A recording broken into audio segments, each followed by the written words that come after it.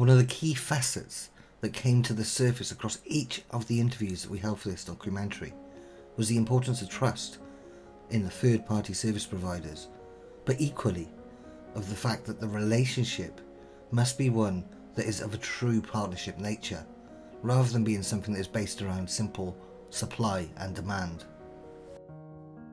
I think when it comes to this blended workforce, I think one of the key areas is having the right partner to work with.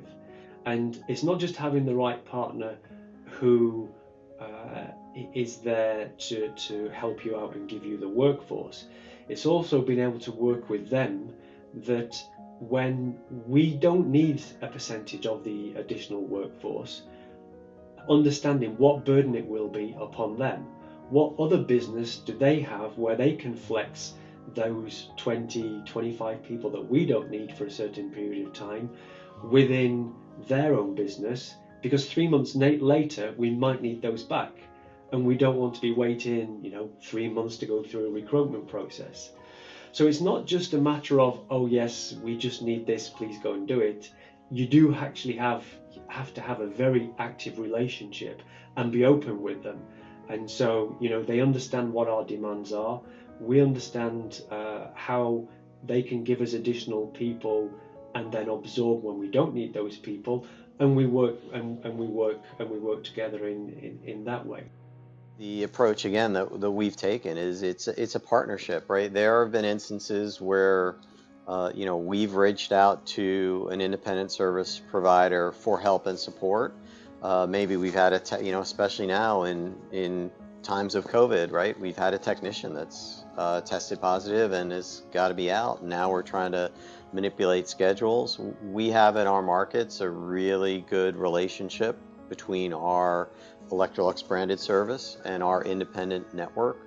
And we at times, work together to help consumers. At the end of the day, we both know that that's our job, right? To help consumers get appliances going. And there are times when we'll go out and support an independent, and there are times when an independent will go out and help and support us. And building that communication and building those relationships at that local level is a critical piece that we've really pushed as we've gotten out and over the past 4 or 5 years expanded our factory service. It hasn't been at the detriment to our independent network.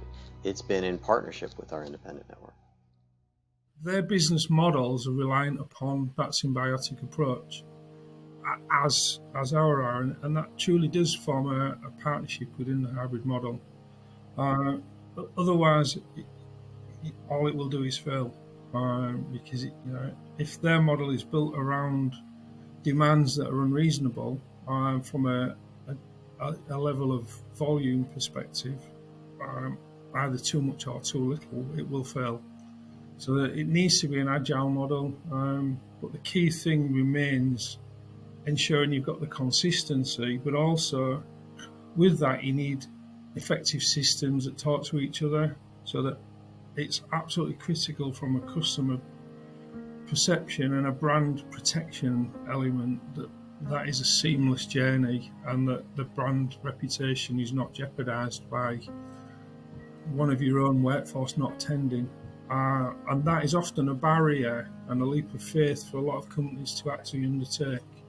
And it is a big leap of faith, but you need to make sure that you have everything in place to support not only your customer base, but the deployment of the work, and actually the reporting back, and effectively the workflow management from there.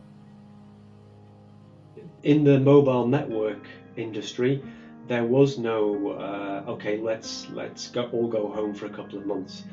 The work had to continue. So one of the key focuses from Ericsson was, okay, we need to support our staff, to keep them working safely through the whole pandemic. But it wasn't just our Ericsson staff. It was, we worked with our suppliers to make sure that their staff could also work safely throughout the whole pandemic, making sure that they had PPE equipment. If needed, we could support them.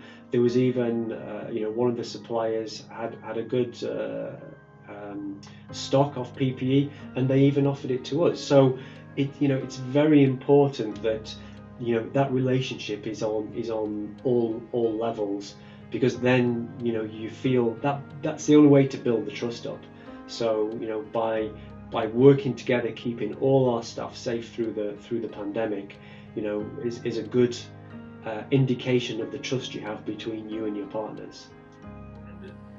I think the selection process and the key priorities for that do vary with the different industries. Working in the gas industry that's heavily regulated and that has such impacts if things are not done correctly, does drive the compliance and competence of people as an absolute crystal number one.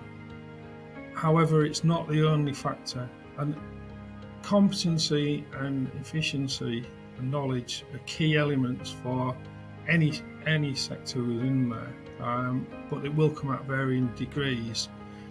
Having good systems and processes in place is also critical within that selection process.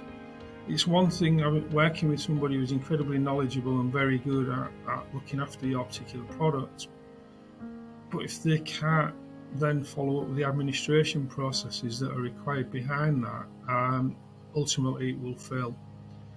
So ensure that the back office functions are also part of your actual selection criteria, because they're the critical elements to ensuring that works. And also look at some of the other customers.